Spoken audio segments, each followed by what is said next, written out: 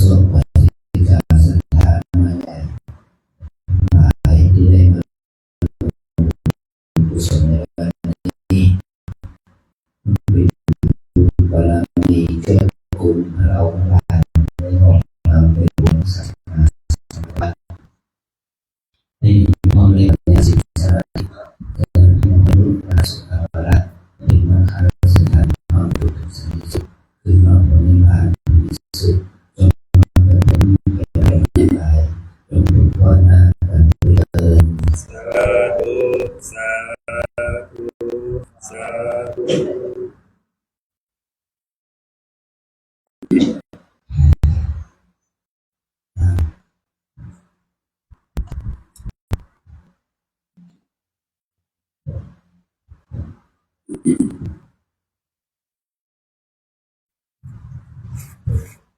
เอาวัสดุ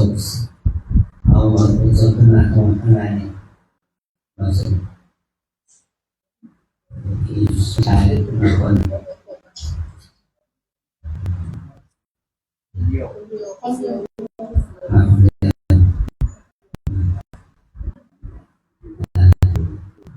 ยง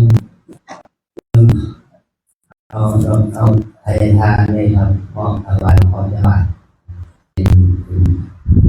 นสิ่งที่เรามาขอบคุณของในวันได้แจ้งโปรดจะมีหารเจษฎาที่พวกเราได้ปฏิบัติธรรมนะขอถวายความดีแก่สมเด็จเราแก่นะสา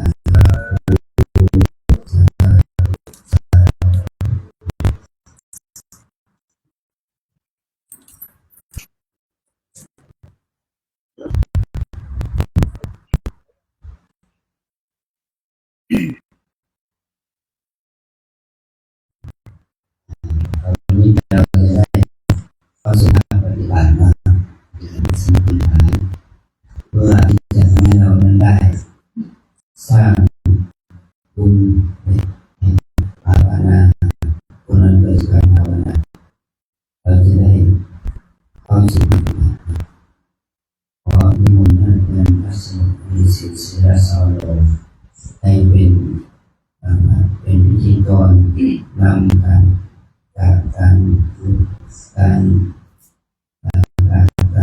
เป็นจงกรมนั่งสมาธิไปพร้อมกัน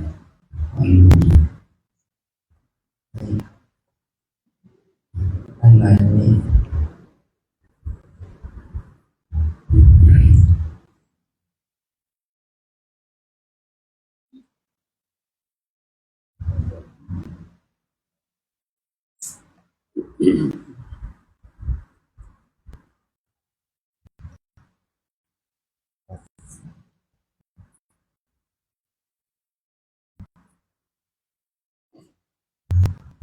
ขอบคุณขอบคุณการจะบุญแสนพระโพนะมาพิรัตนำปืนชิ้นด้วยก่อนพระจิตขอประทานพระรบพระสังฆทานรูปพิรัตพิรัตอาภิธรรมสถานจุดทั้งหลายนี้เป็นวิมานที่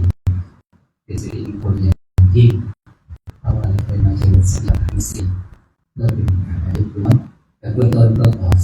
จะเป็นต้นแบบในบัญชีแล้วก็พระภิกษุสงฆ์มีพระวิโรจน์พระประสิทธิ์พระอนุชิตที่เป็นต้นแบบในการปฏิบัติปัญหาส่วนแม่ชีก็มีชีหนึ่งนิดแม่ชีอัญชลีแม่ชีดิฉันพระแม่ชีมาจากแม่ชีปุริสาเป็นต้นแบบในการสร้างวิธีการเจริญสติในการทำสติปัฏฐานแต่พระสถานบางท่านลูกก็คงจะมีพื้นฐานเรื่องของแล้วเนาะเพราะว่าบางทีไปดูสาราที่เราไปทำที่แหนอารมณ์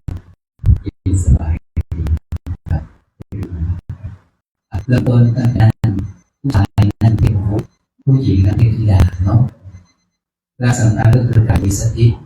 อยู่พิจารณากายในกายเรื่องๆมาชี้หน้าไปด้านนอกเนาะคณะสถาคอยสังเกตต้นแบบนอนสังเกตฉะนั้นเสียงที่พูดไปครับความกายที่เขาสัมผัสที่กายเขาสังเกต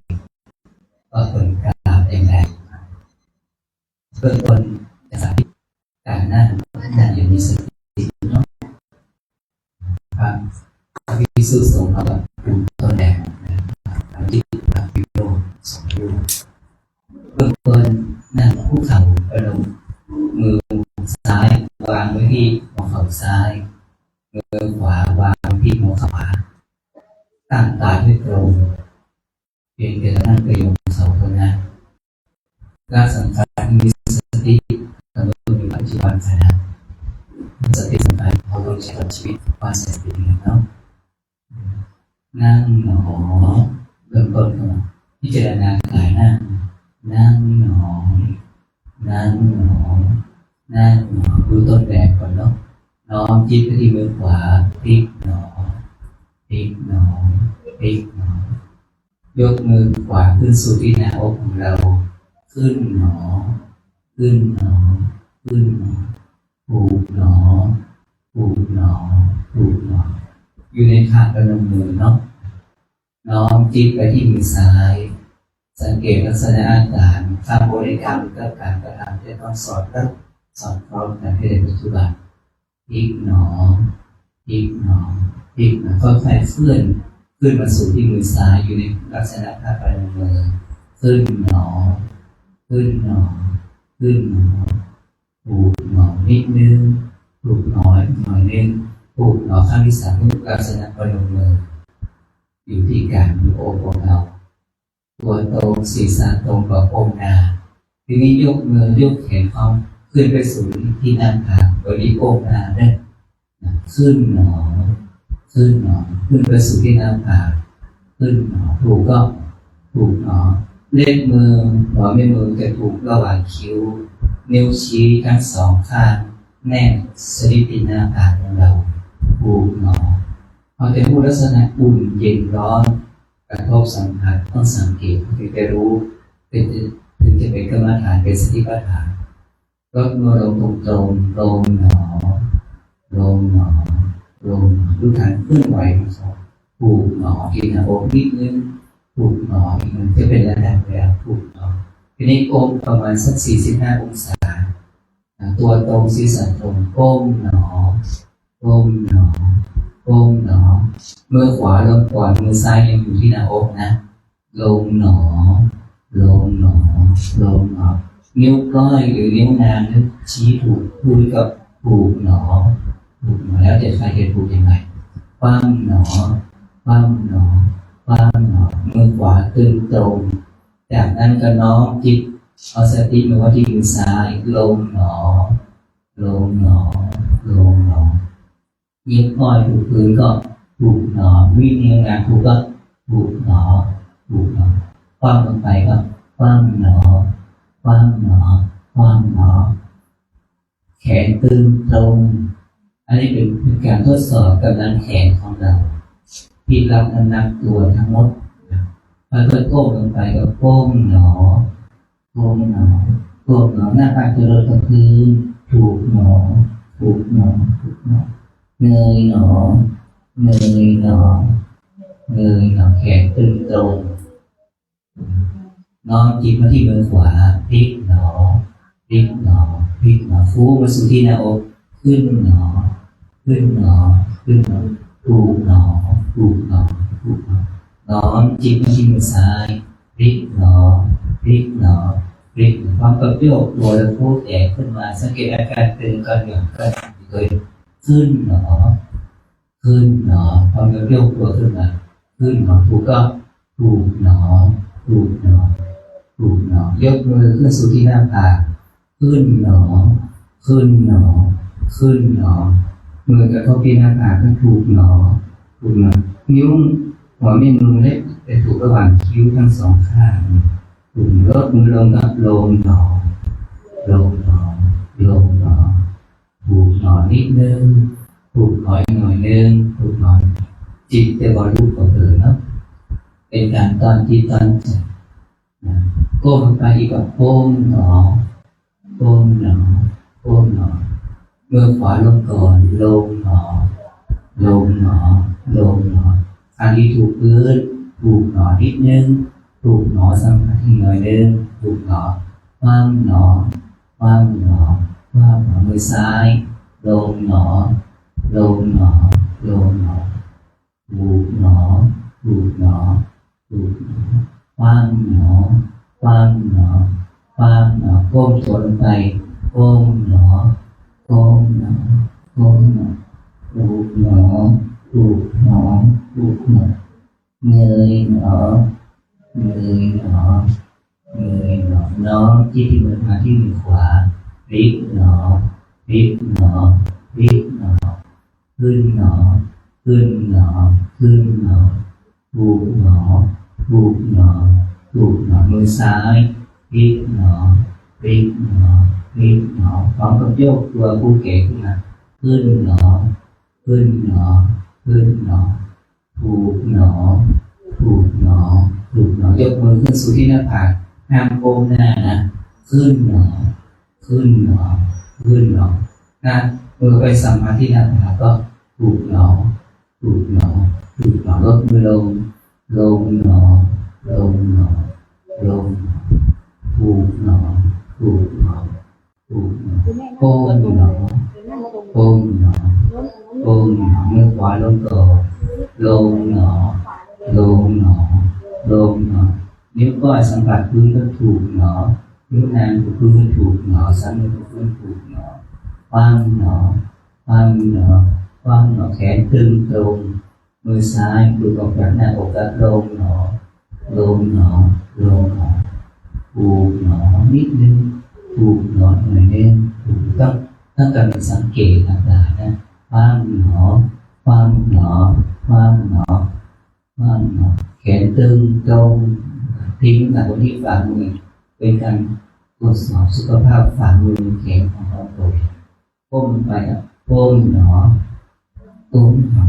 ก้มหนอถูกถูกหนอถูกหนอเงยหนอเงยหนอเงยหนอเราไปจะสามารถพิสูจน์ความดันสูงความดันต่ำของเราตัวขณะที่ก้มไปจะรู้ว่าจะได้อากาศก็ฟอกก็รู้นะน้องจิตที่มือขวาพลิกหนอพลิกหนอ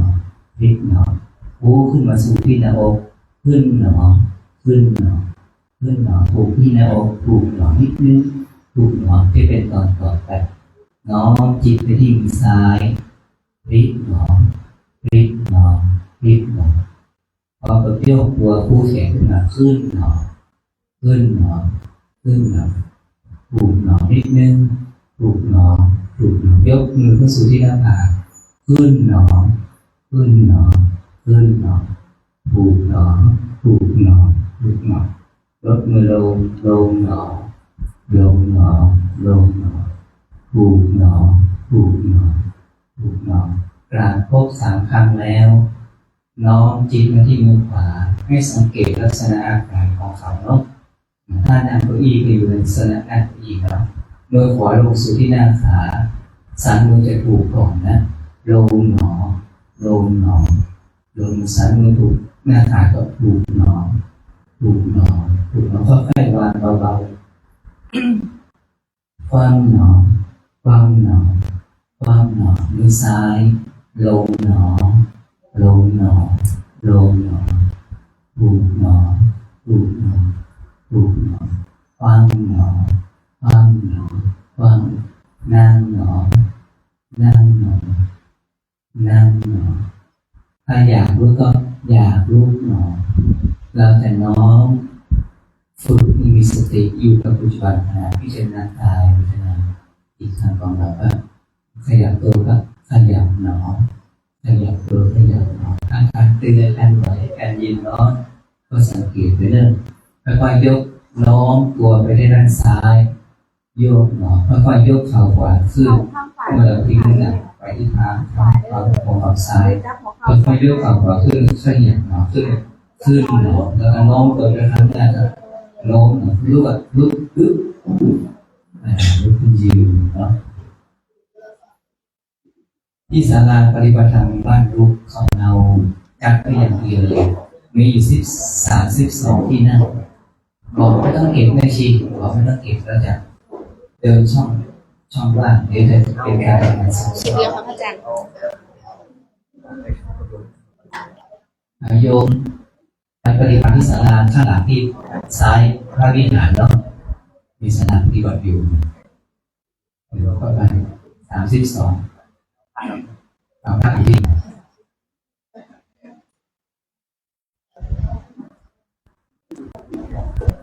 ที่นู่นตีห้องแอร์นะเย็นแต่ต้องนั่งขึ้นที่ห้องแอร์ต้องนั่งขึ้นเย็นฉ่ำเลยไปดูนะญาติโยมส่วนหนึ่งประมาณ32ที่นั่งไปที่ศาลาปฏิบัติธรรมเนี่ย32ตำแหน่งส่วนหนึ่งก็เอาไว้ตรงนี้พระเราอยู่บนวิหารนี้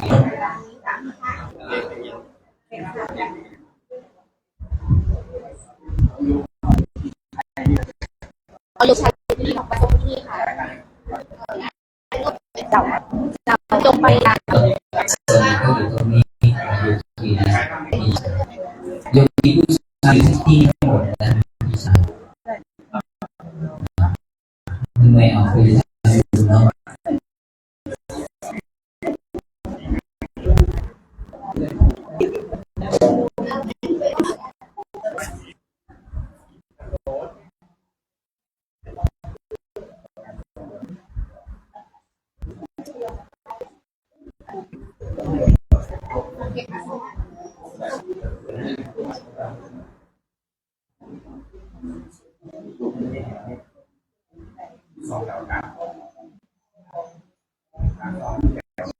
อนุชิตผมว่าไม่เป็นแถวเลยแล้วเขาจะเดินช่องว่างตลอดวันแล้วเขาจะไปเวลาจะหน้าเราจะไปยึด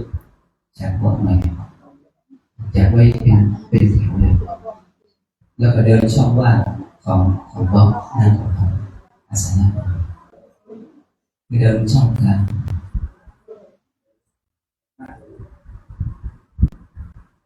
ผู้ได้สน มันอันไหนกันแน่งงมาก ผู้ที่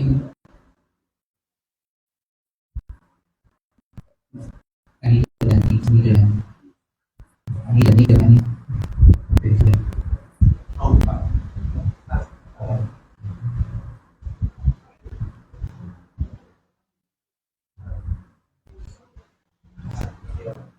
การบริโภค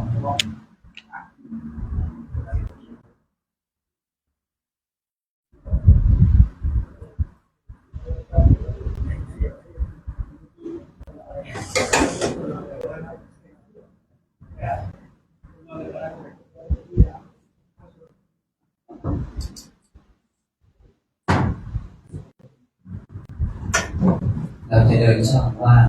ระหว่างที่นั่งของเรานั้น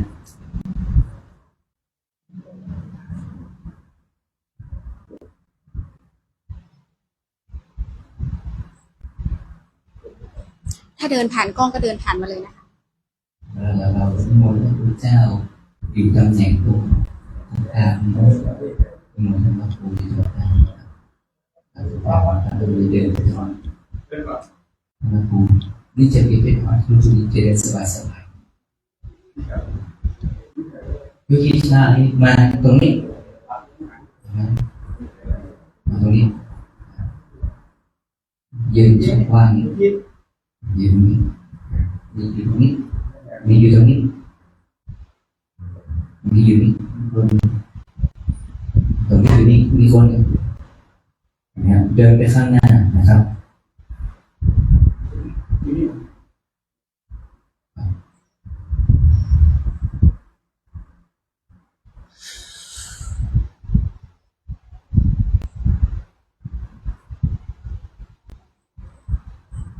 เมื่อเรามีความพร้อมแล้วกำหนดภาวนาจิตว่าจิตภาวนายืนหนอยืนหนอยืนน้อมจิตไปที่มือซ้ายค่อยๆขยับ ยกไปข้างหลังที่สะบักเอวของเรายกหนอยกหนอไปหนอไปถูกเข้าถูกหนอถูกหนอน้อมจิตมาที่มือขวายกหนอยกหนอไปหนอไปถูกเข้าถูกหนอจับก็จับหนอประโยชน์ก็จะทำให้อกหงายไปพึงขายสง่างามยืนหนอสายตาทอดลงพื้นเห็นสักแต่ว่าเห็นยืนหนอยืนหนอยืนน้อมจิตวิธีเท้าขวาขณะที่ส้นเท้าขยับเราก็บอกว่าขวาสื่อไปข้างหน้าเรียกว่ายานเท้าแต่ตัวเรียกว่าหนอสังเกตอาการหนักเบาเย็นตึงไหวด้วยซ้ายยานไม่ก้าวเท้ายาวไม่ยกเท้าสูงขวายานคำพูดการกระทำต้องสัมพันธ์กันซ้ายยานขวาบนส้นเท้ายานเท้าบนพื้นสมองซ้ายยานขวายานซ้ายยานขวายานซ้ายยานขวายานซ้ายยานขวายานซ้ายยานขวายานซ้ายยานขวายานซ้ายยานขวายานก้าวสุดท้ายเท้ามาเสมอกันซ้ายยานอยู่หนออยู่หนอยืนหนอน้อมจิตมาที่เท้าขวากลับน้อมขวาจิตน้อมไปที่เท้าซ้ายกลับน้อมจิตไปที่เท้าขวากลับหนอหมุนเป็นขวาเท้าซ้ายกลับหนอยืนหนอยืนหนอยืนหนอขวายานหนอซ้ายยานขวายานหนอซ้ายยานหนอขวายานหนอซ้ายยานหนอขวายานหนอซ้ายยานหนอขวายานซ้ายยานขวายานซ้ายยานขวายานซ้ายยานขวายานซ้ายยานขวายานซ้ายยานก้าวสุดท้ายเท้ามาเสมอกันขวายานอยู่หนออยู่หนออยู่หนอยืนหนอยืนหนอยืนหนอน้อมจิตวิธีเท้าขวากลับหนอกลับหนอกลับหนอกลับหนอยืนหนอยืนหนอยืนหนอน้อมจิตวิธีเท้าขวารู้ตัวทั่วพร้อมขวา ยางหนอซ้ายยางหนอขวายางหนอซ้ายยางหนอขวายางหนอซ้ายยางหนอขวายางหนอซ้ายยางหนอขวายางหนอซ้ายยางหนอขวายางหนอซ้ายยางหนอขวายางหนอซ้ายยางหนอขวายางหนอซ้ายยางหนอขวายางหนอซ้ายยางหนอขวายางหนอและสุดท้ายซ้ายยางหนอหยุดหนอหยุดหนอหยุดหนอยืนหนอยืนหนอยืนหนอรับหนอ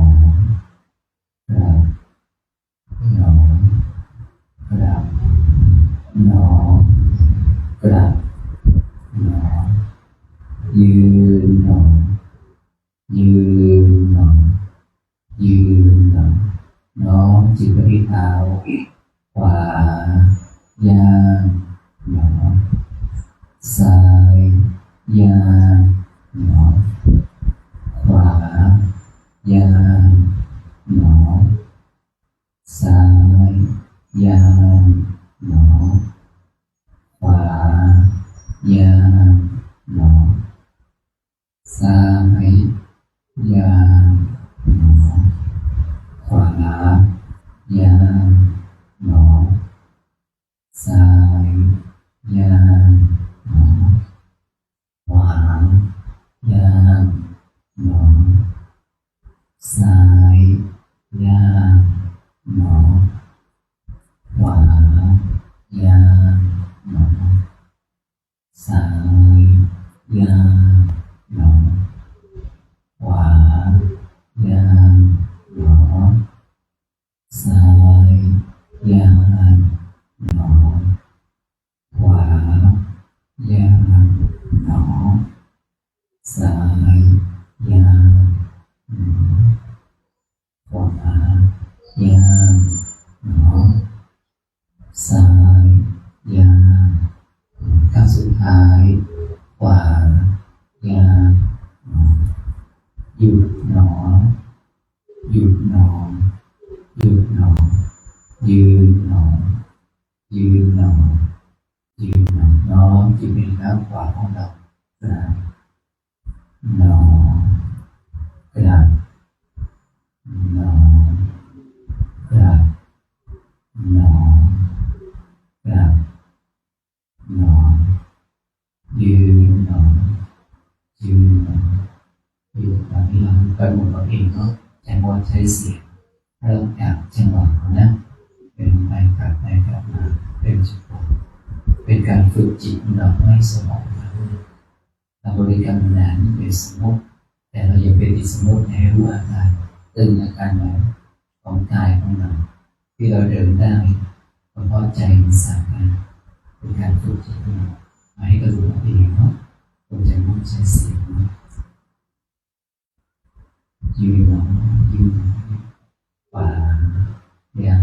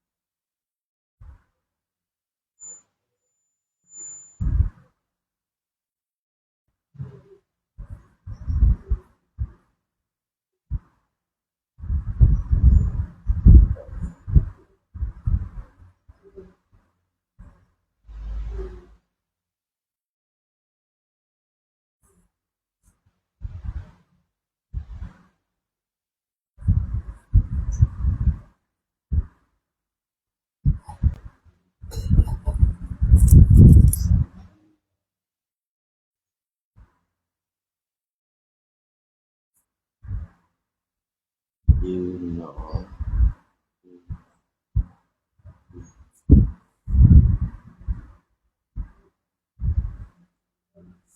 ปัดหนอ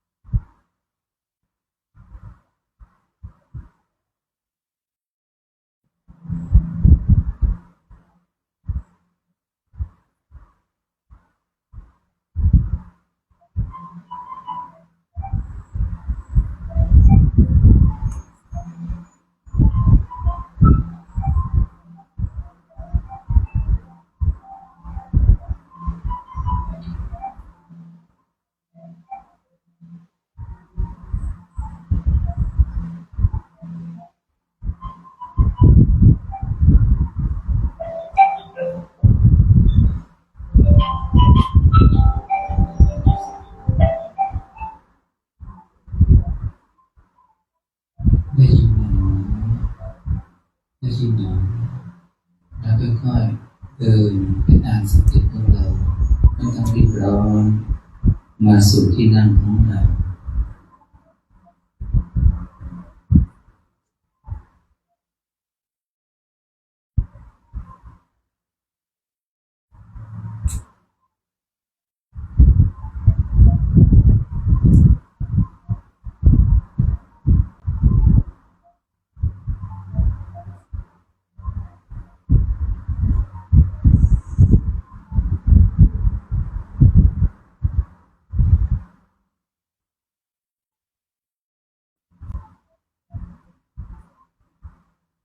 เมื่อเราเดินมาสู่ที่นั่งของเราแล้วก็กำหนดอิริยาบถยืนหยุดหนอยืนหนอยืน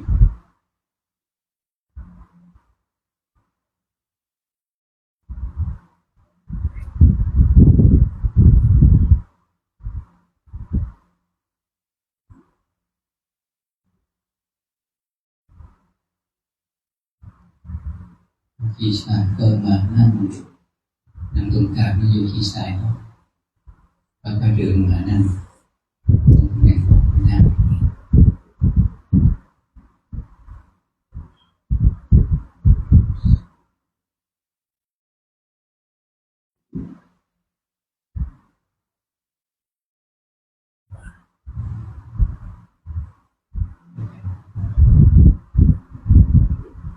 ขี่ก็นั่งนั่งให้เต็มอีกได้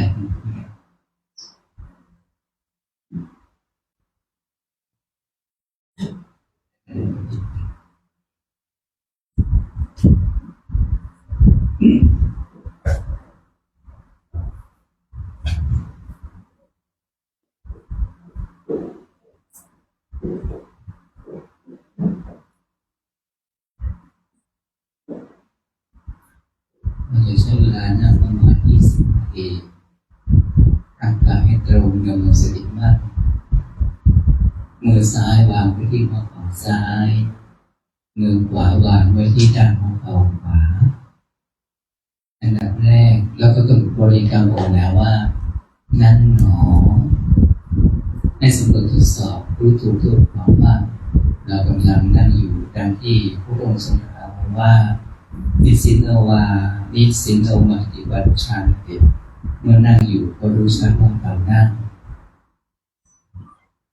งหนอเพื่อป้องกันไม่ให้จิตของเราไปคิดถึงอดีตอนาคตให้อยู่ในอากับกิริยาในอารมณ์ปัจจุบันพิจารณาจิตแน่นๆนั่งหนอจากนั้นก็น้อมจิตมาที่มือซ้ายยกหนอยกนิดนึงไม่ต้องยกสูงมากนะแล้วก็มาที่หน้าตักของเรามาหนอจากมาถึงหน้าตักก็พลิกหนอพลิกแล้วก็ลงหนอแล้วก็วางหนอน้อมจิตมาที่มือขวาของเราก็ยกอย่างมีสติยกหนอมาที่มือซ้ายมาหนอมาถึงที่ฝ่ามือซ้ายก็พลิกหนอมือลงพื้นกับลงหนอลงวางที่แล้วฝ่ามือขวาซ้ายกับวางถ้ามันอุ่นก็บอกล้างมือมันอุ่นเมื่อเกิดก็อุ่นมือซ้ายอุ่นก็บอกว่าอุ่นหนอเรามีสติรู้สึกอย่างไรให้กับอย่างนั้นตามอาการที่เป็นจริงในลักษณะอาการต่างๆให้จิตแน่นกำหนดรู้จากนั้นก็แบบนั่งหนออีกครั้งนึง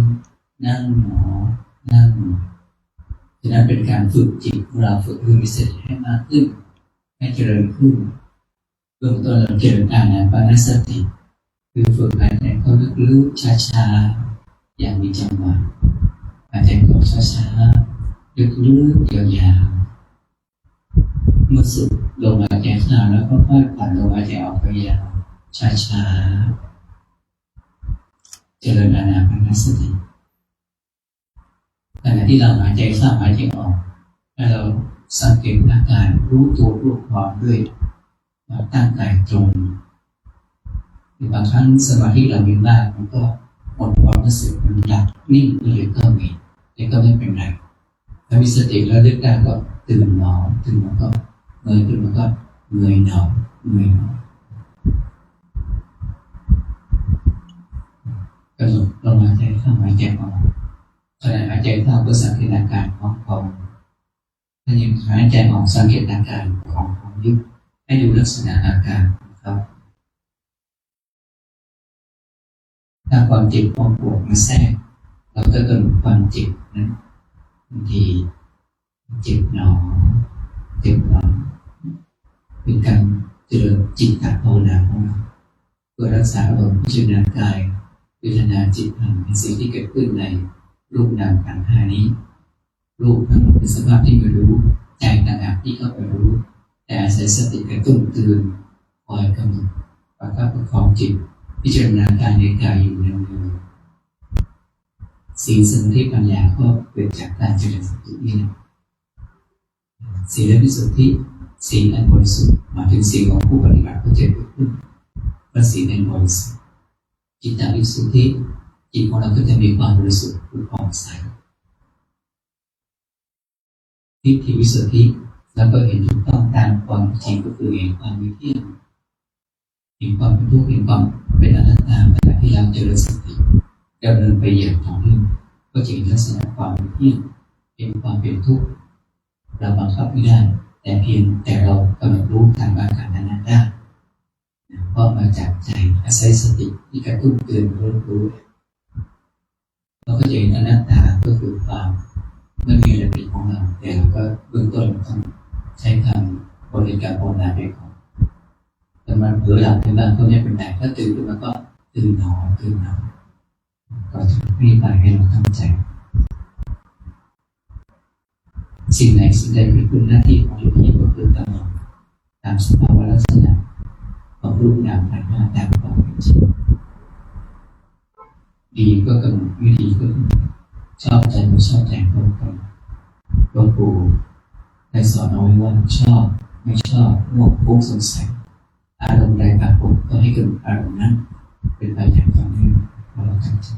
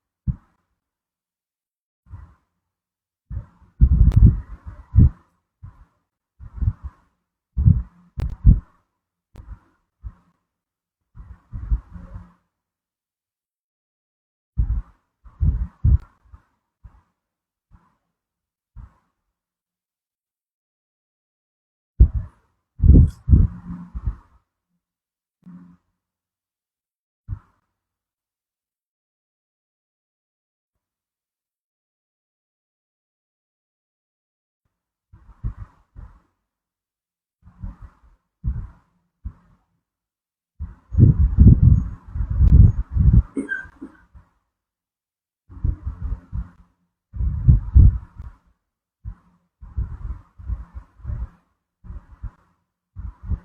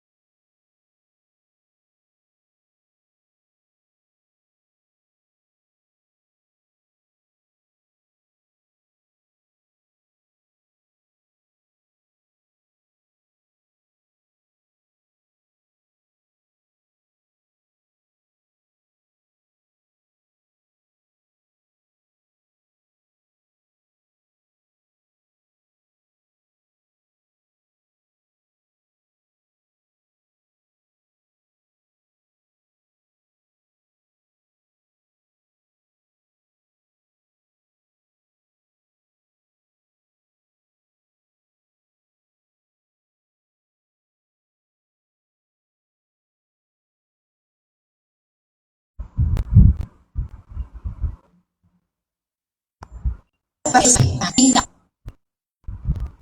จีเราเริ่มใส่ด้วยเห็นไหมเราเห็นลูกบอลเราเห็นเดเลนี่เนาะเบื่อเนาะเบื่ออุ้ยเบื่อพ่อเบื่อแม่เด็กก็จะเป็นแต่เราสอนเด็กไงเรารักลูกรักหลานไงเรานั่งสมาธินานๆไปจิตเราดับเนาะดับ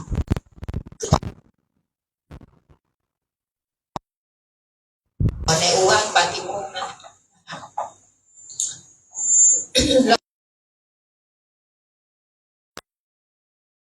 10 นาทีและนั่งอีก20 นาทีคุณนั่ง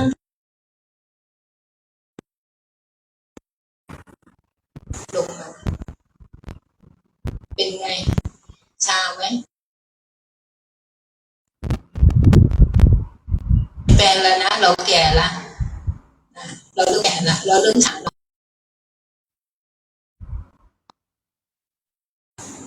กายเริ่มเปลี่ยนนะแตกสลายแล้วเนาะไม่อยู่กับเนื้อกับตัวนะ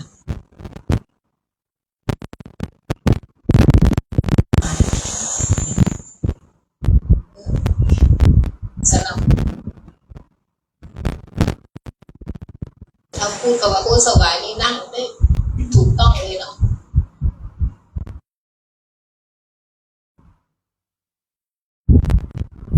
ยืนเข่า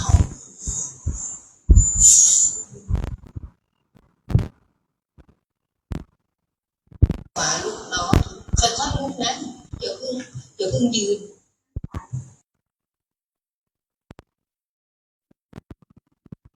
เลือดลมไหลไม่ค่อยทันเราค่อยๆลุกนะ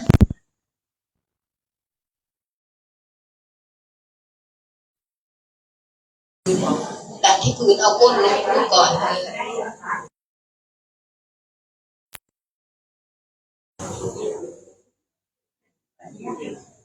วันนี้เราก็พักเนาะ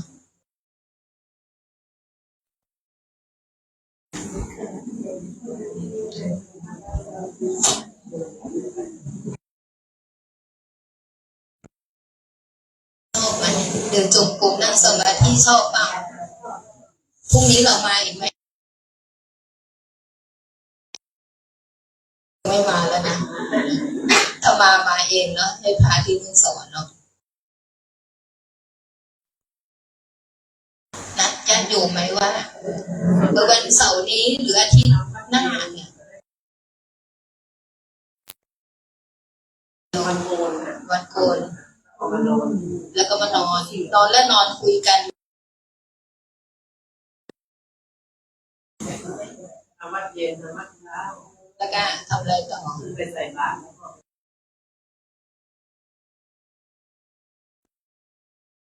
ทำวันนี้ไปวัดเท้าอ่ะอยากเดินจงกรมโยมอยากนั่งสมาธินะ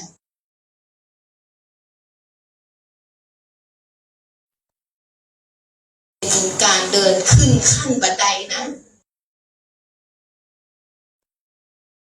เท้าขวาดูเท้าซ้ายก่อนยกหนอเหยียบหนอภาวนากำหนดไปด้วยนะอย่าลืมเนาะ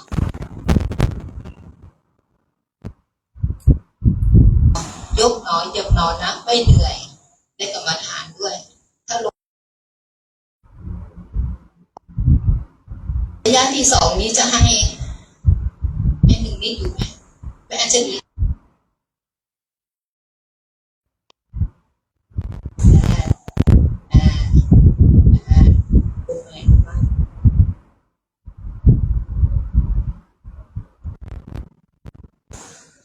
ระยะ2นะ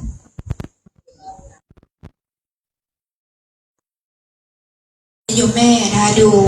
ที่เท้านะคะเราทิ้งน้ำหนักลงเท้าซ้ายเนาะพี่ตั้งสติไปที่มือซ้ายไขว้หลังเนาะตะกี้ไขว้หน้าไปที่มือซ้ายค่ะยกหนอยกไปข้างลำตัวไปก็คือ หนอถูกบริเวณเอว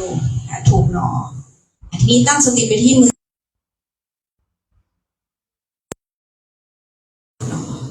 ไปหนอไปหนอไปหนอ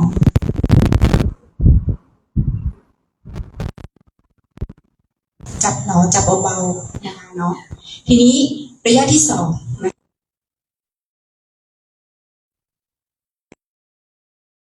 ระยะที่หนึ่งระยะที่สองนะคะระยะที่สองเราจะกำหนด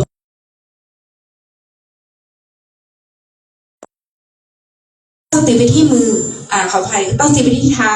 นะคะทิ้งหนอเลยตะตุ่มขึ้นมานิดนึงก้าวไปข้างหน้าก็คือเหยียบ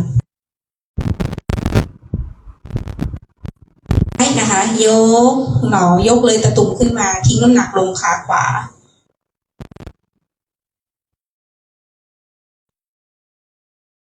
พอแค่ให้พ้นปลายนิ้วนะปลายนิ้วเท้าเหยียบหนอยกหนอหนอเหยียบหนอ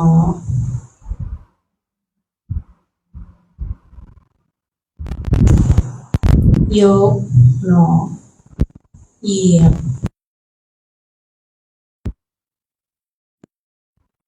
เราจะเดินเซนะคะเราจะมีอาการเซ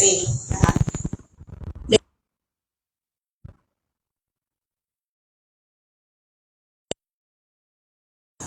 เหยียบหนอเหยียบหนอเหมือนเรายืนกระต่ายขาเดียวนะคะยกหนอหนอเหยียบหนอ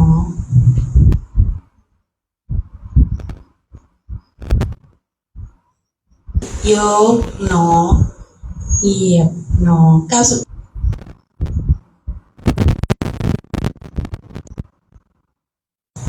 หยุดหนอยืน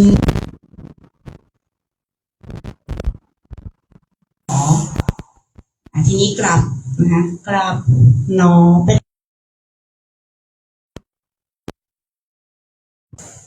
กลับหนอเรากลับไปทีละทิศนะคะกลับหนอยืนหนอรั้วการยืนตั้งแต่ศีรษะจนถึงปลายเท้า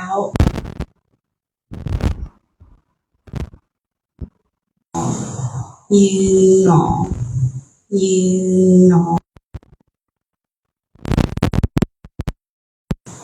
เหยียบหนอยกหนอหนอเหยียบหนอ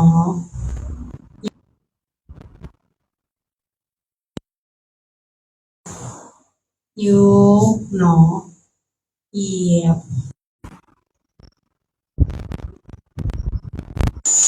เหยียบหนอยกหนอยกหนอเหยียบหนอข้อสุดท้ายยกหนอเหยียบหนอหนอหยุดหนอยืนหนอ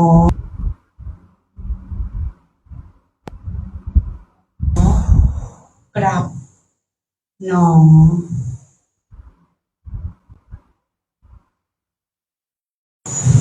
หนอกลับหนอ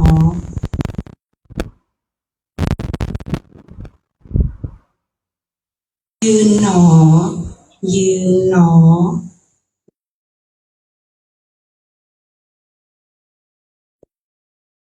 เหยียบหนอเดินตรงมาด้านหน้าเลยค่ะโยมแม่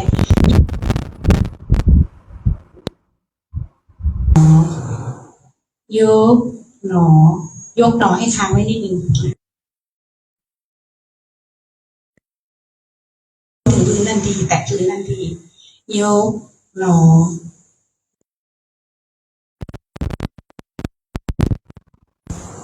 เหยียบหนอ ยก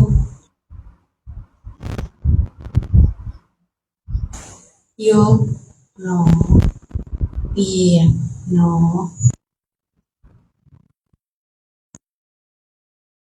หนอ ยกหนอ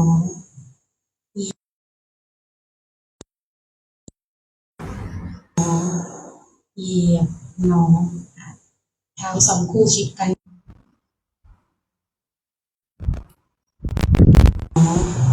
หยุดหนอ ยืนหนอ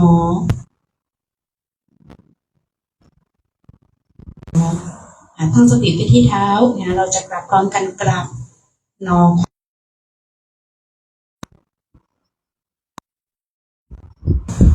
กลับหนอ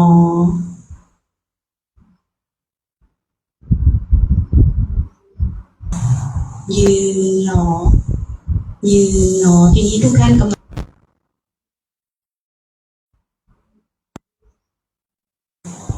เหยียบหนอ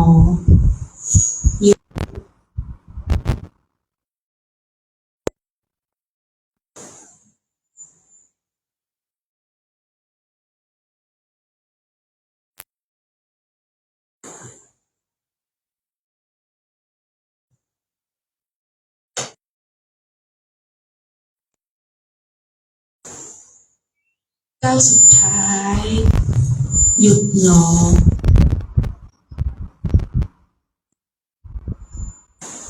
ยืนหนอ ยืนหนอ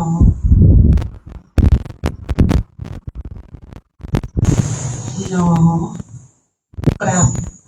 หนอ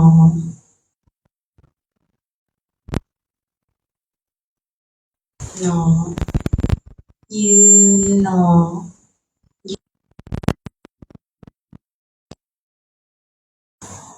ยก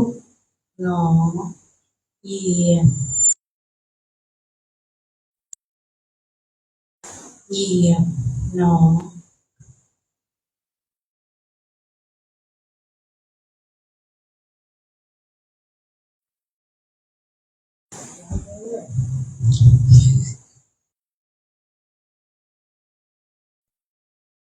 เดินเซเวลาเรายก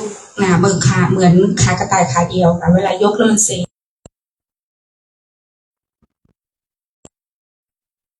แล้วเวลาเรามีความคิดหรือว่าสติเราไม่ได้อยู่ที่เท้า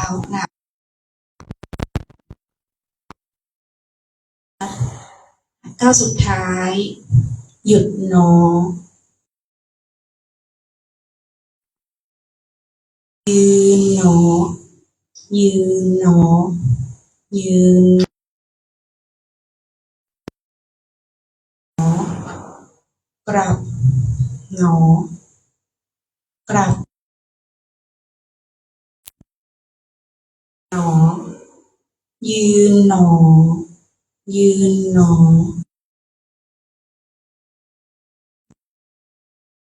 หนอ เหยียบหนอ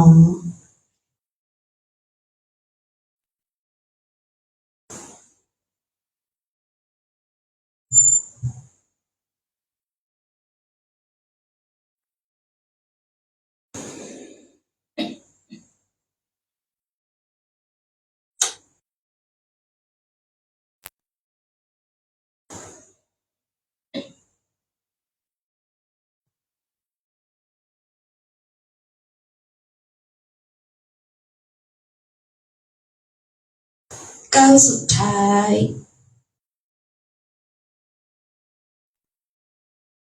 หยุดหนอ ยืนหนอ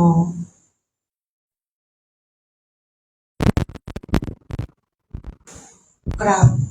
หนอ กลับ กลับหนอ ยืนหนอ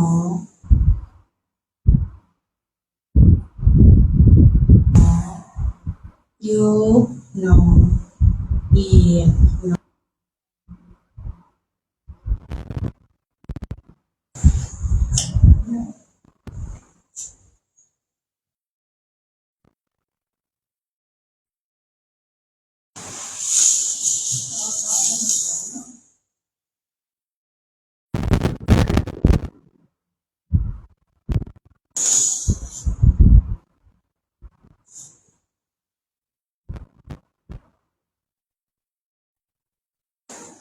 าวสุดท้าย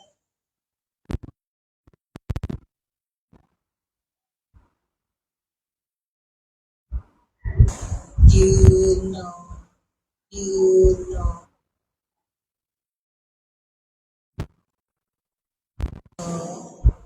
หลับนอน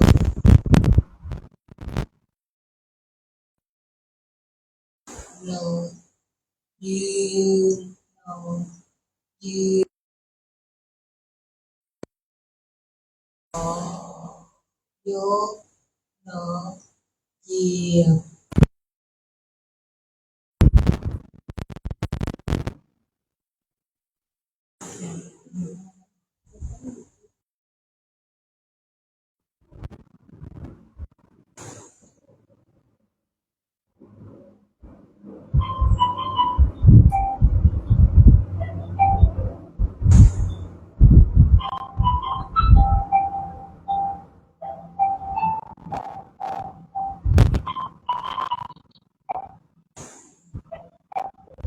ก้าวสุดท้าย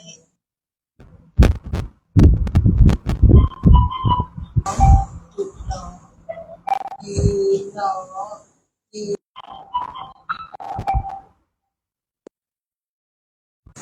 นอนหลับนอน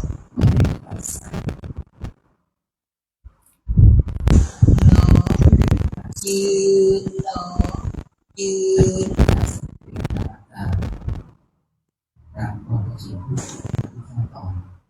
ต่อไปเราจะนั่งสมาธิ การที่มีการขึ้นของการอาศัยใจ เดี๋ยวเราค่อยถอยหลัง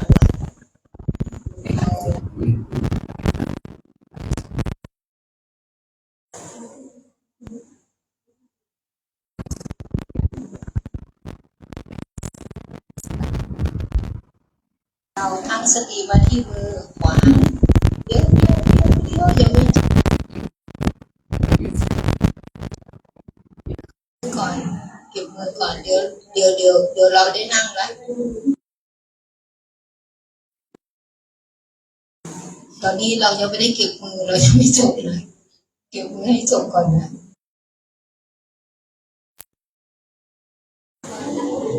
ยกน้องยกน้องยกน้องมาถูกน้องถูกน้องยกน้องยกน้องน้องถูกน้องถูกน้องถูกน้อง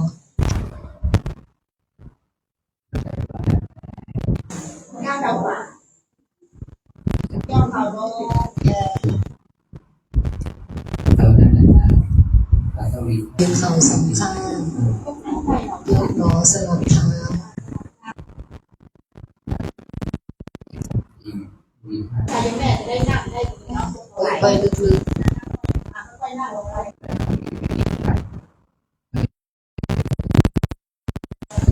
นั่งขัดสมาธิแบบที่หนึ่งก็ได้แบบที่สอง อย่างช้าๆเพื่อจะเดินเป็นเซลล์แล้วก็จะช่วยเซฟระดับน้ำในร่างกายได้อย่างรวดเร็วเป็นวิธีการทำ ทำอะไรกันเดี๋ยวเราเก็บของซ้อนเก้าอี้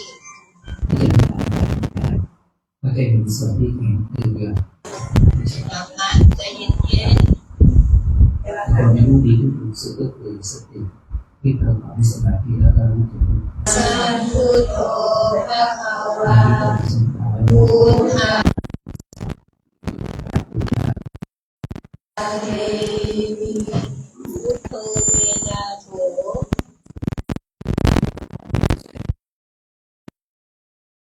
ภวตาธัมโมธัมมะ เป็นคนต่างๆที่การฝึกษา เวนาโถ ก็จะเห็นสภาวะของรูป สุ นาม ปฏิปัน ก็จะมองให้เทียบดูในก็เป็น สังโฆสังฆังนะ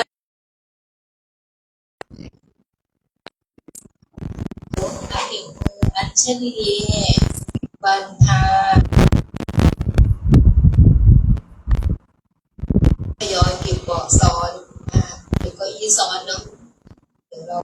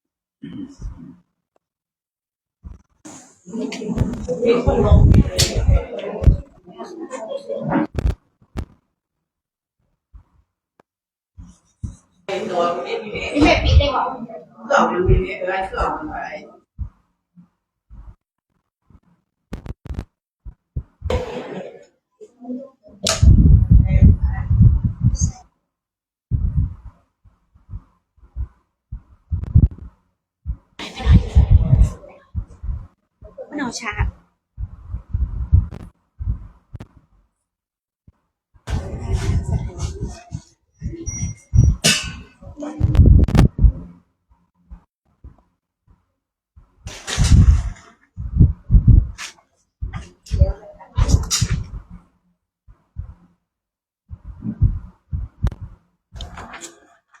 มันจะเป็นบริเวณวัดนะคะ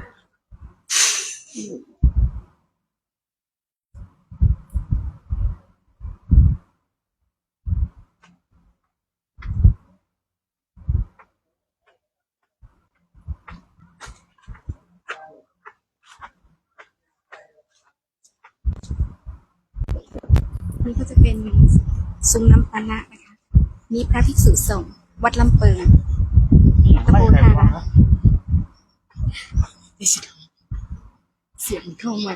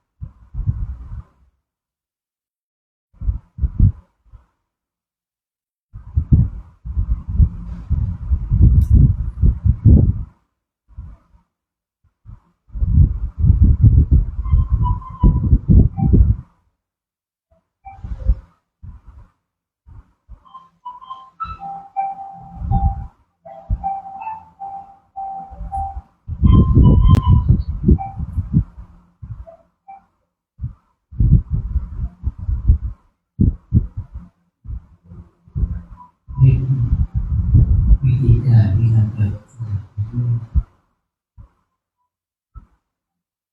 คือรู้หนอโทรศัพท์ชิ้นนี้รู้ตัวรูปออกแล้วก็สแกนที่นิ้วก้อยนิ้วมือนิ้วเท้านั่งหมอเจรนาฝ่าเท้าซ้าย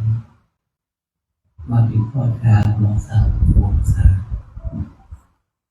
นั่งหมอสแกนที่ฝ่าเท้าซ้ายนิ้วก้อยนิ้วนางนิ้วกลางนิ้วชี้ของนิ้วโป้งฝ่าเท้าส้นเท้าข้อเท้าได้มาถึงที่หัวเข่าและโคนขาของเราแล้วก็ส่วนอกบ่าคอไหล่ศีรษะให้สแกนเพื่อตรวจสอบสร้างร่างกายของเราว่ามันเป็นมันจิตวิชาอย่างไรสแกนเช่นนั่งหมอรู้ตัวด้วยความอาศัยสติเดินเพื่อได้แล้วก็ค่อยน้อมจิตมาที่มือขวายึดมาสู่ที่หน้าอกของเราอยู่ในท่าเดินมือไปน้อมจิตมือซ้ายก็ยึดขึ้นสู่ไปมือแล้วก็ไปโน้มตัวไปข้างหน้าช้าๆเราเป็นสติเดินไปข้างทับที่ดีดเท้าไปข้างหลังมือยกไปข้างหน้าค่อยๆขยับเท้าไปข้างหลังอย่างช้าๆอย่างมีสติในการไหลการเก่งนี่เป็นการวิธีการที่จะปรับดินน้ำลมไฟของให้มีความสมดุลเพื่อการจิตวิญญาณก็จะหาวิธีรูปแบบต้นเอามาเป็นเส้นเป็นแรงต่างต่อไปที่นี่เราดูส่วนใหญ่อิทังโนอิทังโนบุญญาภาคังบุญญาภาคังราชาทินันเจวะราชากินันเจวะอิสรานังอิสรานังมาตาปิตุ มาตาปิตุ อาทินันอาทินันจะปิยชนานังปิยชนานังสัพพสัตตานังจะสัพพสัตตานังจะวิยาเทมะวิยาเทระข้าพเจ้าทั้งปวงข้าพเจ้าทั้งปวงขอแผ่บุญกุศลขอแผ่บุญกุศลที่ข้าพเจ้าได้บำเพ็ญมาดีแล้วที่ข้าพเจ้าได้บำเพ็ญมาดีแล้วสระชนคนเป็นใหญ่ทั้งหลายแด่อิสระชนคนเป็นใหญ่ทั้งหลายมีองค์พระมหากษัตริย์มีองค์พระมหากษัตริย์ที่เป็นพระประมุขของชาติที่เป็นพระประมุขของชาติเป็นพระบรมสารีวงศ์ทุกพระองค์ขอเป็นพระบรมวงศานุวงศ์ทุกพระองค์ทั้งสมเด็จพระสังฆราชทั้งสมเด็จพระสังฆราชที่เป็นประมุขของศาสนาเป็นพระประมุขของศาสนาคณะรัฐบาลผู้บริหาร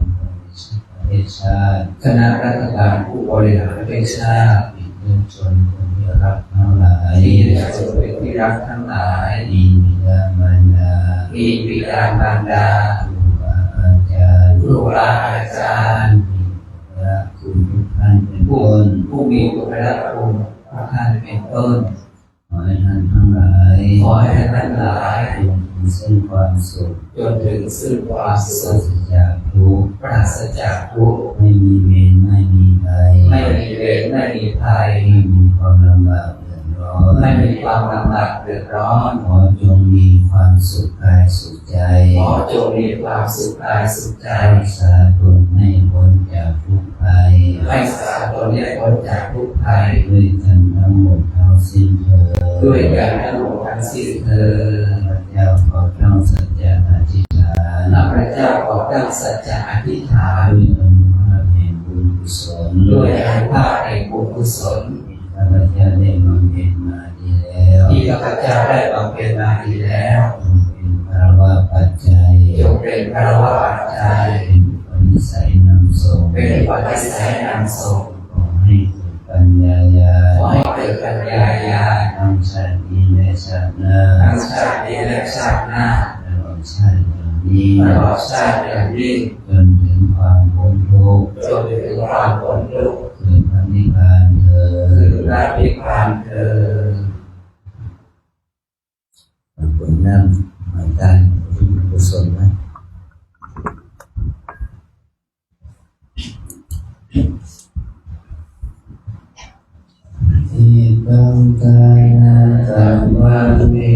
านาปัจจยโยโหตุโนนิจจานิทังสีรากัมมังนิพพานาปัจจยโยโหตุโนนิจจา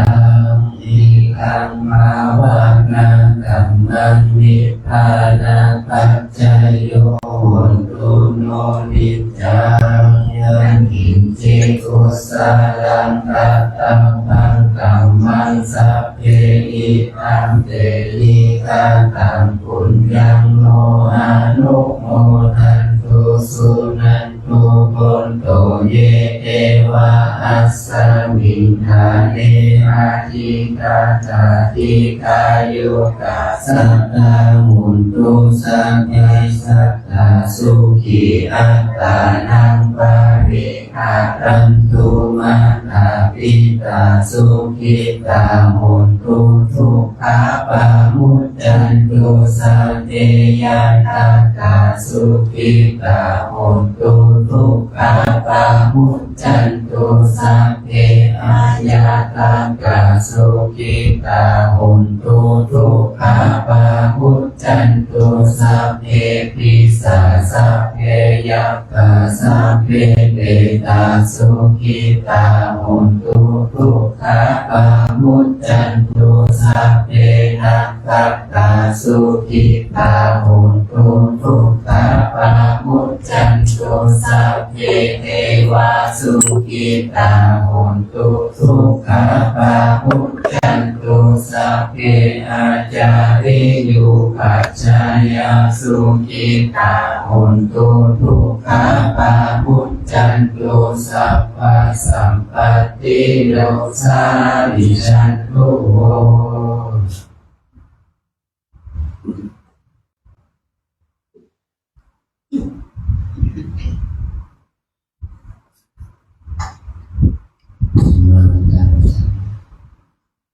ปัญญา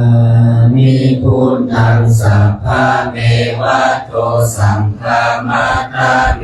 พันเตวันทามิธัมมังสัพพะเมวะโตสังฆามาตาเมพันเตวันทามิสังฆังสัพพะเมวะโตสังฆามาตาเมพันเตวันทามิคารุอุปัชฌาอาจาริเยสัพพะเมวะโตสังฆามาตาเมพันเตวันทามิกัมมัฏฐานังสัพพะเมวะโตสังฆามาตาเมพันเตวันทามิอาราเมภัตตาสีมังสัพพะเมวะโตสังฆามาตาเมพันเตวันทามิเจติยังสัพพังสัพพะทาเรสุปาติจิตาสาริราธาตุมหาโพธิพุทธารูปังสัตตาลังสัทธานาคาโลเกเทวะโลเกธัมมาโลเกชัมพูทิเปรังกาจิเปสาริราธาตุโยเกสัทธาตุโยอาระหันตาธาตุโยเจติยังกันตากุจินจตุราสิติสหัสเสธัมมะขันเทสัพเพสัมปาทเจติยังอาวันทาปิสัพพะโส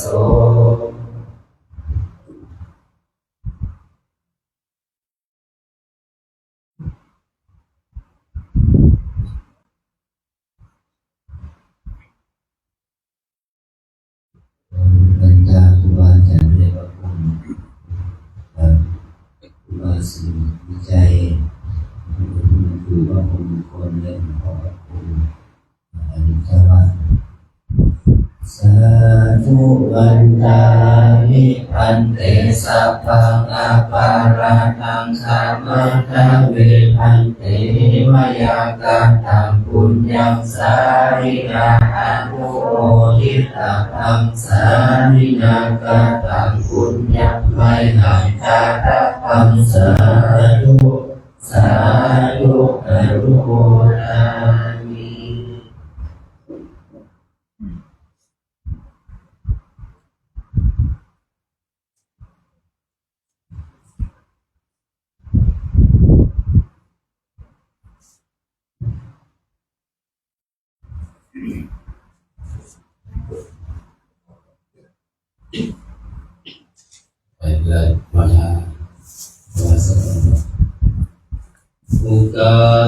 วันทามิปันเตสัพพังอาภาราตังทักเมปันเตมยากาตังปุญญังสาวินาอนุโมทิตังสาวินากาตังปุญญังมยังตาตาปังสาธุสาธุอนุโมทา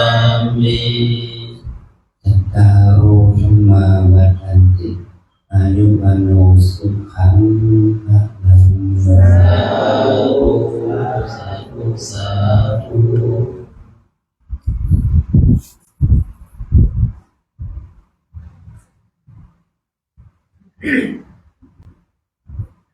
ขอ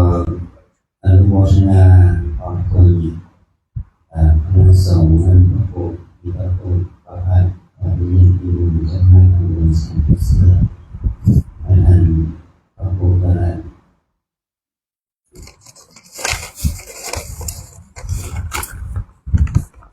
ธรรมาภิวัตน์มีนักสังวโรและขอคณะสงฆ์ในเหตุทางบนสิ่งที่เสื่อมและก็ขออนุโมทนาบุญเกิดกุศลศิษยาสัจจะทั้งหลายที่ได้มาร่วมกิจกรรมธรรมะมีพุทธศาสนาสัญจรในวันนี้เราได้มีความรู้สึกดีนะเพราะว่าเรามาปฏิบัติธรรมเราดึงเราดึงติดดึงภาระมีแต่ความสบายมีความสุขที่ได้มาปฏิบัติธรรมของเราถือว่าเป็นกิจกรรมที่เราเป็นวันเพื่อการบูชาในพระสมมาสัมพุทธเจ้าได้ทรงการไว้ก่อนปฏิญาณภิกษุภิกษุณีอุบาสกอุบาสิกาจะบูชาแต่ละคนคือปฏิบัติบูชาปฏิบูชาปรมาญาบูชาญาหรือว่าบูชาเป็นการบูชาสูง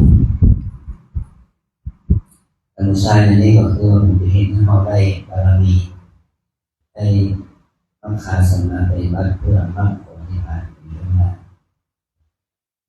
อันนี้สัมบูชาก็เป็นในที่เราได้มนุษย์สมบัติสวรรค์สมบัติได้คุณงามความดีเกิดขึ้นในชีวิตของเราได้เกิดในสวรรค์สวรรค์ส่วนปฏิบัติบูชาเป็นเราได้ในบารมีเพื่อมรรคผลนิพพานเป็นเรื่องง่ายเราทั้งหลายได้มีความรู้สึกดีกับการปฏิบัตินี้เพราะว่าเราปฏิบัติ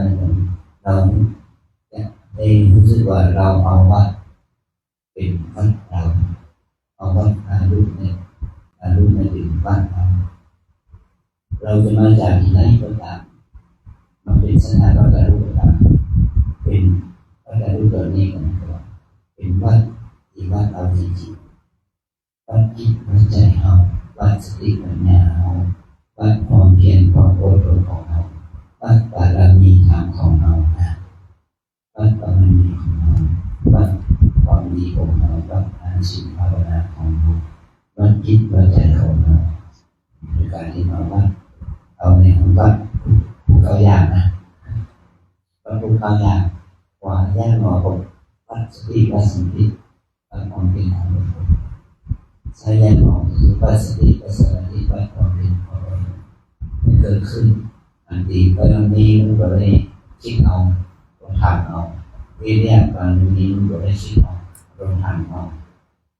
ฐานะบารมีศีลบารมีเนี่ยมาทุกสิ่งอย่างที่พระเจ้าได้ประกอบมาเนี่ย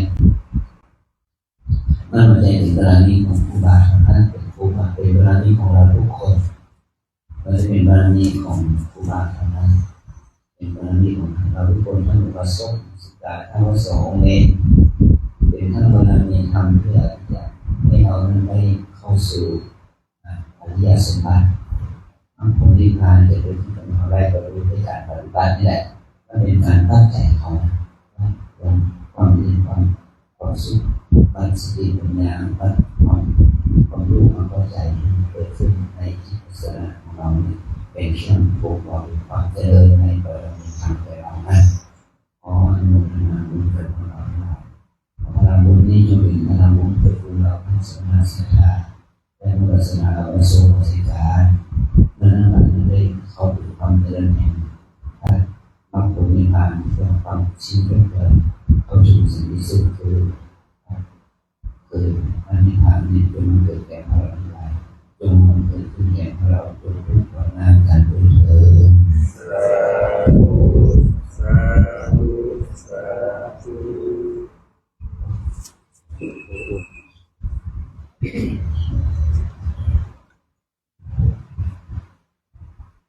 กล่าวถวายความเคารพด้วยพระคุณต่อท่านพระพราธรรมาภิรัตน์วิเจ้าคณะอำเภอเมืองเชียงใหม่เจ้าวัดวัดลำเพิงตำบลทารามด้วยความเคารพอย่างสูงขอถวายความเคารพ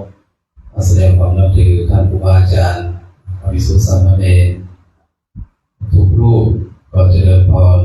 คณะอุบาสกอุบาสิกาผู้ปฏิบัติธรรมทุกท่านทุกคนซึ่งในวันนี้ในนามของคณะสงฆ์พระภิกษุสามเณรในตำบลสันติเสือตลอดถึงพระสงฆ์คณะสัตยาวัดตาลุกต้องกราบถวายความขอบพระคุณพระเดชคุณหลวงพ่อที่ได้โปรดเมตตาจิตได้นำเอาโครงการวิปัสสนาสัญจรหรือว่าการประพฤติปฏิบัติธรรมเพื่อที่ในอำเภอเมืองเชียงใหม่ได้นำโครงการวิปัสสนาสัญจรในครั้งนี้ได้มาจุดยอดรอดถึงอย่างตำบลสันผีเสื้อ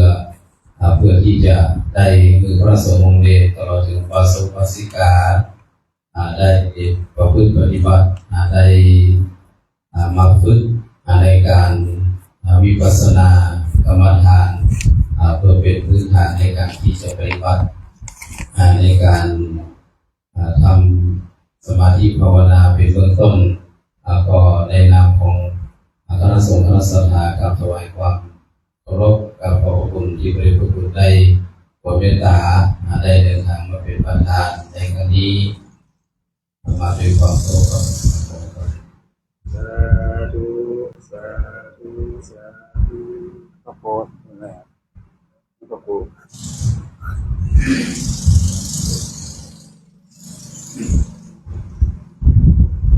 ขอถวายความเคารพในพระคุณหลวงพ่อพระภาวนาธรรมาภิรัตน์วิปัสสนาเจ้าหน้าที่เมืองเชียงใหม่พร้อมกับครูบาอาจารย์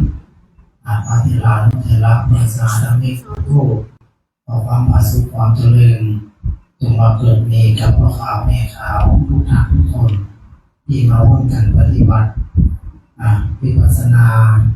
สัญจรที่วัดตะลุงแห่งนี้ธรรมาภาพกับผมก็มีความปิติยินดีพระเพื่อนเป็นอย่างยิ่งที่หากได้พระคุณหลวงพ่อครูบาอาจารย์ได้มาประพฤติวัดปฏิบัติธรรมในโครงแก้วอารามของวัดตะลุงแห่งนี้ที่ว่าเป็นบุญญาบารมีกับวัดกับวาเป็นมงคลอย่างยิ่งที่หาที่สุดก็ได้นั้นแล้วก็ข้าพเจ้า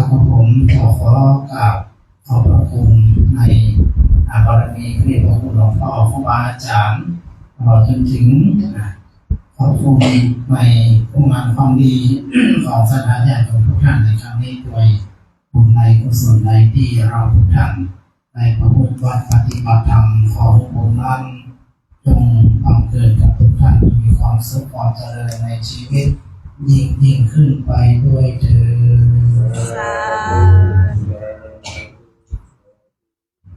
ถ้ามามีหนังสือผู้ปฏิบัติผู้เป็นหนังสือสีประธานแจ้งผู้ศรัทธาทุกคนและประสบกับผู้ก่อนที่เราจะได้ไปถ่ายรูปกันข้างหน้าและวิหารเนาะขอเราทั้งหลายได้มารับหนังสือนะ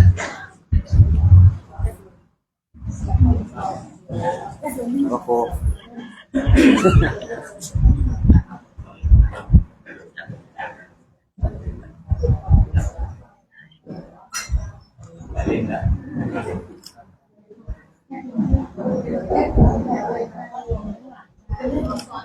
วันเดียวก็เจ็บเข่าไม่ได้ครับทำแทนในการเป็นคนเลย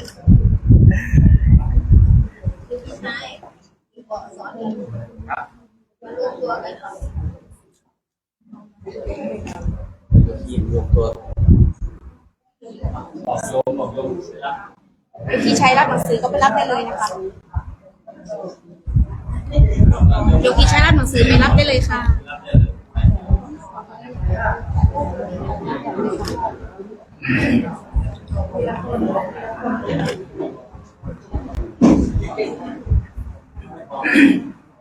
ต้องกราบละไปออกมาเลย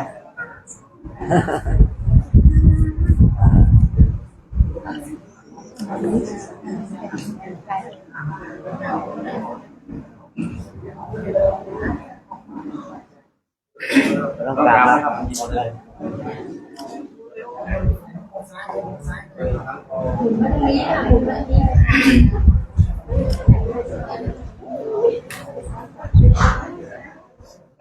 โยมแม่ไม่ต้องคุกเข่า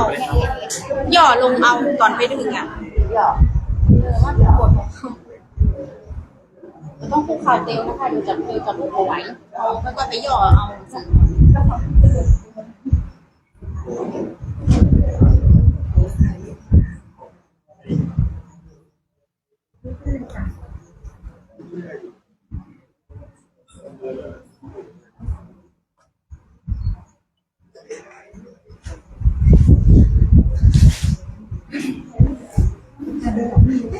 โอ้แม่อายุหนักแล้วมาแล้วไม่ทันนี้ค่ะตัวแหกก็หนูนี่แหละงานทำงานแต่สมัยลูกงานทำงานอันนี้ก็แม่จำไม่ได้ไปเลยค่ะเรื่องเขาบอกด้วยกันเรื่องต้องเอาไปอ่านนะเอาไปท่องนะ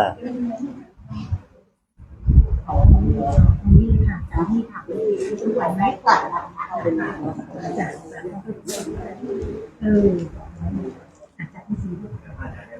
เราไม่ต้องนั่งละยืนเลยยืนละ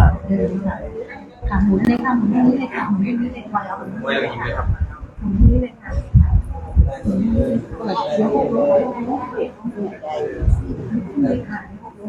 เปิด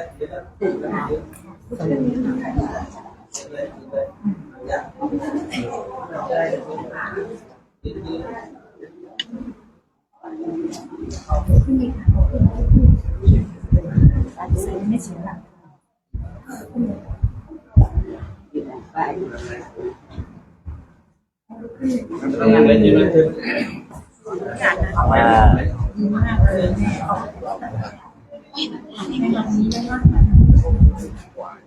ต้องบอกไม่เหนือว่าต้องมาอยู่ข้างหน้า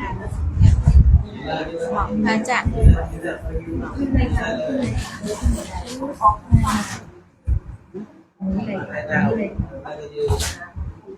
จะเป็น10%มันพูดเป็นภาษาแล้วไม่หมด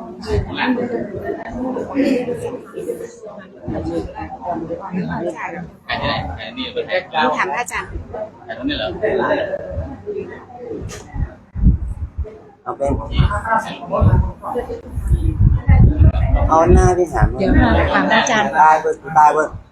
นะคะเชื่อเป็นหน้าที่ถามจ้ะ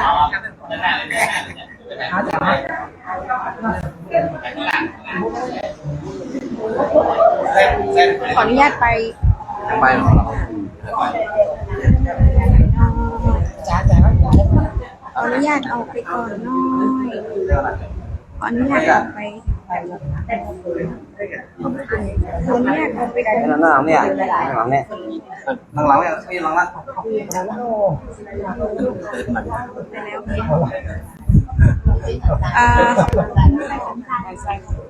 ไปหน่อยนะจ๊ะ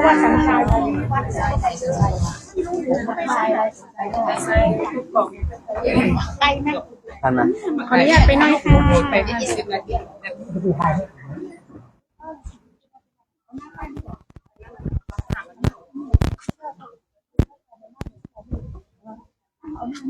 ใช่หน้าป้ายเนี่ยค่ะเก้าอี้พระอาจารย์มีนั่งพอดี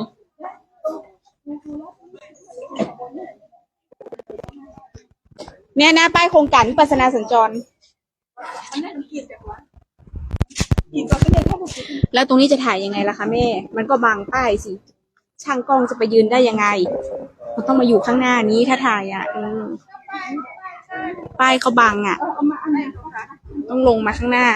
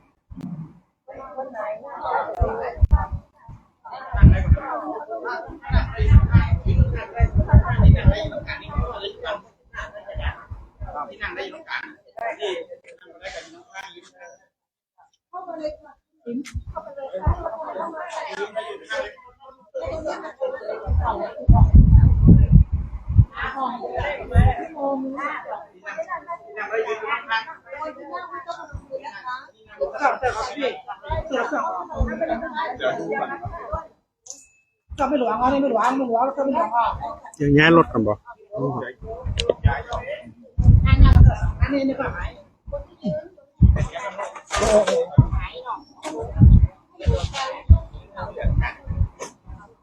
นี่รักษาเลย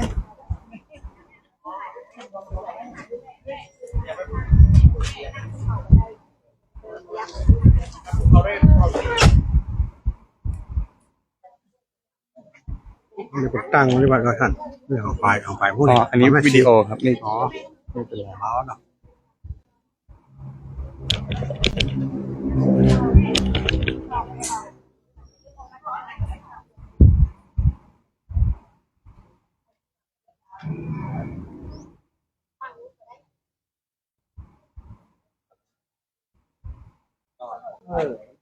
ต้นไม้บังอย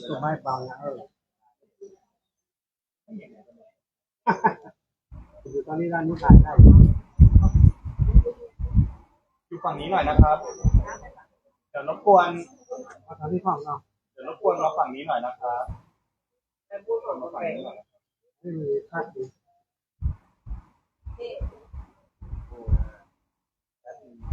ทำอยู่ตรงนี้ได้อยู่นะ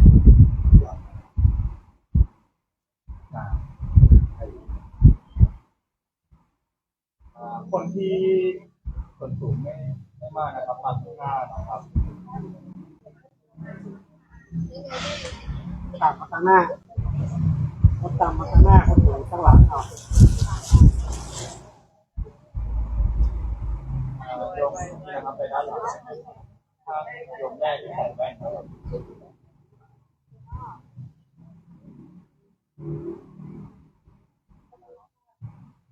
ได้ละเอา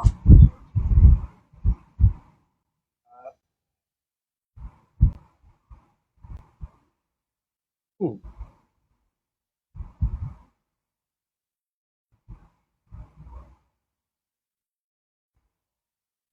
ล้องนะครับ1 2 3นี่นะครับ1 2 3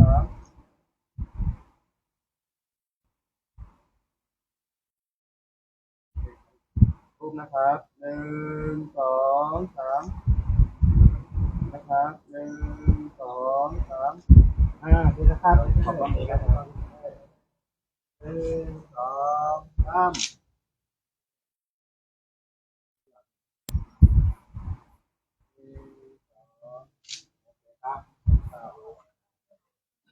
บอกเขาเก็บซื้อ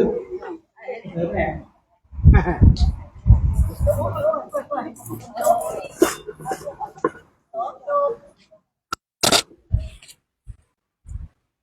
ไม่ได้หมดอ่ะเก็บซื้อแน่มาตัวไปขึ้นรถไปเลยเก็บไปเลยต้องไปเอาขึ้นเลยบอกยกทีมมาแกบอกว่าจะมีคนไปของ ตั้งไม่มา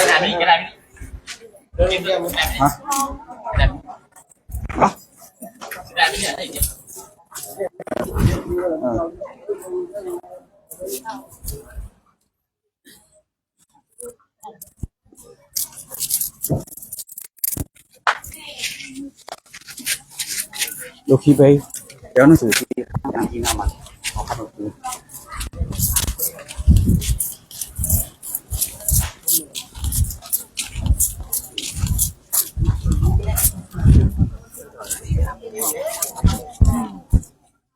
ไม่เอาไม้ให้ใครเนี่ยเดี๋ยวแจ้กันเนี่ยหางี้เด้อ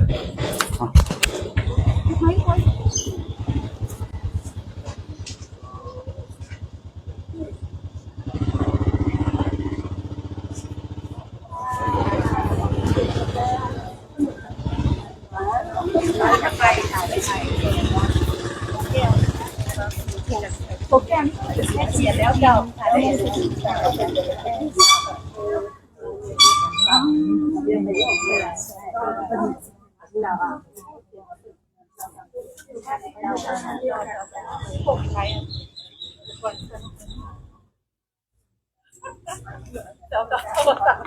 พี่แมนเอาไปเอาไปตัวแล้วเด็ก